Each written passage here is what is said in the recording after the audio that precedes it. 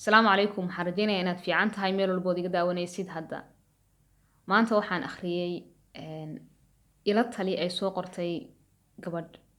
Waxay tiri waxaan jiraa 22 sano. Weligeyna qof xidhiidh jacayl lama yeelan. Waan isku dayay oo waan ka fikiray laakiin weli qofna xidhiidh lama yeelan. Waxaan leeyahay gabdho badan oo saaxiibadaya.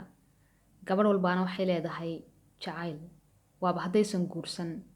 Kuwa qaarkood waxay tiri waa la qabaa ciyaal bay leeyihiin, kuwa way doonan yihiin oo waa loo farantigeliyay.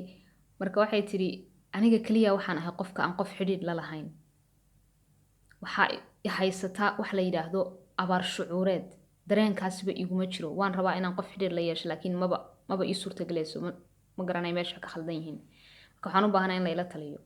Ilaahay wax khayr qaba siiyo. Gabadha waxaan u soo qaatay ila talideeda waxay tahay iyada kaligeed ma aha wax iyada ku kooban kaliya ma aha waa mushkilo haysata mushkilo ma dhihi karayo waa wax ay iyagu mushkilo ka dhigteen waxa la yiraahdaa bini aadamka qaar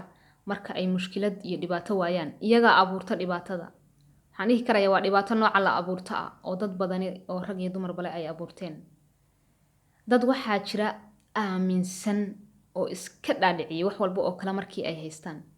iska dhaadhiciya haddii aadan qof xidhiidh la lahayn oodan qof saa ugu loohnayn sidii rig gees la aadan sidaa qof maaragtay ugu rigriganin noloshaadu inaysan kaamil ahayn inay jirto horta naqsi iyo wax adiga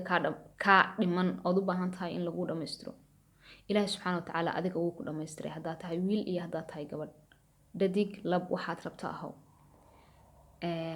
ilaahay sidaa tahay buu kugu dhameystiray waxba kama maqnaysiinin waxaa ah xaqiiqo in labada qofil ama labada jinsi ay isu baahan yihiin inay nolol wadaagaan oo kalida qofba maaragtay uu ka baxo qof walba ay kalida uu ka baxo oo reer yeesho waa mid dadka dhan iyo aadamaha dhan ay ku hamiyo laakiin qasab ma aha si aad dadka u qancisid qaarna maba ka ahan badaacad in ay qof xidhiidh la yeeshaan ama ay guursadaan oo ay nolol samaystaan ee waxay ka tahay dadka iska gad iyo dadka iska dhaadhici iyo dadka su'aashoodan goormaad guursan doontaa qanci inta badan dadka ku guursada bulshadu daba riixa ku samayso iyo dadkan iyagu mushkilada ama dhibaatada ay abuurteen ay iska dhaadhiciyaan qof inay nolol la wadaagaan mooyee noloshoodu inaysan farxad lahayn noloshoodu inay wax ka maqan yihiin inuu qofkaasi yahay qof dhiman oo wax ka dhiman yihiin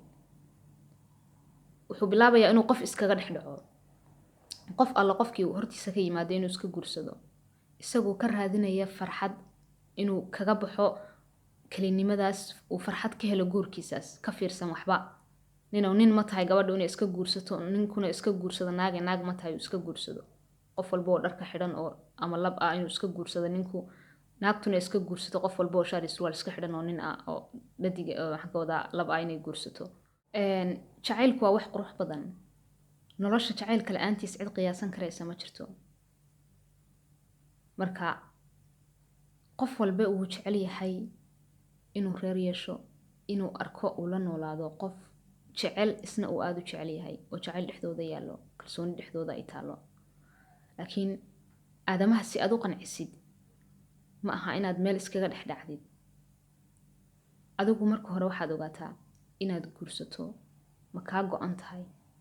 haddii ay jawaabtaadu haa tahay da'da aad doontaba jir waxaad raadsataa qof aad isleedahay munaasab buu ku yahay aad isfahmi karaysaan in badan qof inaad hanti ku raacdo ama jacayl ku raacdo waxaa ka muhiimsan isfaham wallahi inaad ku raacdo marka laga tago waxyaabaha asaasiga ah ee diintu tiro qofka ha lagu doorto waxyaabaha muhiimka ah waxaa ka mid ah labada qof marka hore ay sheekaysanayso inay sheekada isku fahmaan inagu Soomaali hadaynu nahayna inta badan waxaan dhihi karayaa waa inaga maqan tahay taasu sababaha keena furitaanka degdega ah waxay tahay labada qof on si fiican isku baran oo ku jirta maaragtay jilitaan iyo isbarashadii koobaadba bay markaba hore iska guursanayaan guur degdega waxa bilaabanaya marka dambeba maaragtay in maalmo yar kadib in la isnaco furitaanna uu ku xigo qofka aad doonaysid nolosha inaad la wadaagtid marka hore si fiican u baro marka ay jiraan labada qof ay sheekaysanayso ee hore hadii ay jirto wax badan oo laga midaysan yahay labada qof ay ka midaysan yihiin isfaham dhexdooda uu yaallo wax badan oo ka midaysan yihiin dhexdooda uu yaallo waxa hubaala labada qof hadii ay iskuursato xataa ay u badan tahay boqolkiiba boqol cid damaano qaadi karaysa ma jirto laakiin waxay u badan tahay labada qof noloshooda inay mustaqbalkooda inuu noqon doono mid sii jiro oo sii wada noolaan doonaan oo aysan kala tagin laakiin labada qofi markay kir iyo ban kala yihiin markay kala jeedaan si walba oo qofka u jeceshahay anaa jecelo qofka waan bedelaya qof aad bedeli karaysa ma laha doonitaanku wuxuu kasoo go'aa qofka qalbigiisa adigu ma aha waxaad bedeli karayso ma aha boonbala yaroo soo godatood maalinba mara yar dhinac uga xidhayso marna gacan ka bixinayso marna lug ka bixinayso kala jeedinaysa ma aha waa qof nool ilaahay baa abuurtay ilaahay subxaanahu watacaala qofkan wuxuu siiyey xornimo wuxuu u siiyey fikirkiisa xubin walba oo jirkaaga ka mid ah wuu isbedelaa laakiin halka waxaan isbedelin waxay tahay fikirkaaga oo adiga qofka loo baahan yahay inuu bedelo marka qof ha ku fikirin waligaa iyo allah inaad adigu bedeli karaysid maya qofkan waan jeclahay waan kala jeednaa isma fahano laakiin markaan guursado ee nolol yeelana waxaan ogahay inaan qofkaas wax badan ka bedelayo adigu waxba kama bedeli karaysid marka hore isfahma haddii ay taala dhibaatada aad isku fahmi la'dihiin iyo isfahm waa dhexdiina uu ka jiro noloshu inta aysan bilaabanin maxaad filaysaa marka labada qof intay isku kaliyoodo guri cidla ah ay tagaan sida laba yaanyuuro isdagaalaysa bay isxagxaganayaan cidiyaha isula tagayaan da'du ceeb ma aha da'da aad jirtaa waxay ka turjumaysaa nolosha inta aad khibrad u leedahay waayaha aad dunidan joogtay dusheeda ee kama turjumayso liidasho ama xumaan ama sida dadka in badani ay u fasiraan da'daa doonto jir 20 30 40 50 intaa doonto jir guurku waajib ma aha ee waa sunne haddaad doonto weligaaba adoon qof guursanin baad iska noolaan kartaa kaligaa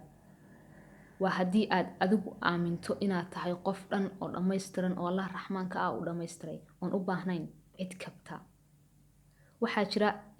eray la isticmaalo inta badan dadku isticmaalaan oo ah qofka waxaan raadinayaa jeexaygii midigeed ama jeexaygii bidixeed jeexaygii kalaan raadinayaa laba dhinacba waa laga fiirin karaa eraygaas oo ah jeexaygii midigeed qof dee aan nolosha mataankaygii oo nolosha aan wax badan ka midaysanahay isfahanoon isla duuli karayno taa way noqon karaysaa waa tafsiir qurux badan ama fasiritaan qurux badan dhinac kale markaad ka eegtidna qof aad jeexaygii midigeed adigu ma tihid bay noqonaysaa qof dhan haddii amood jeex kale raadinaysid adigu waxaa tahay jeex mar walba ka maqan yahay jeex kale jeexiisi raadinaya baa tahay magarati jacaylku ma aha iska keenkeen guurso oo jeclow oo go-aan walbood noloshaada qaadanaysid qaado markuu adiga kaa soo go'o naftaada markaad meel la fadhiisatid markaad ogaatid xaqiijisatid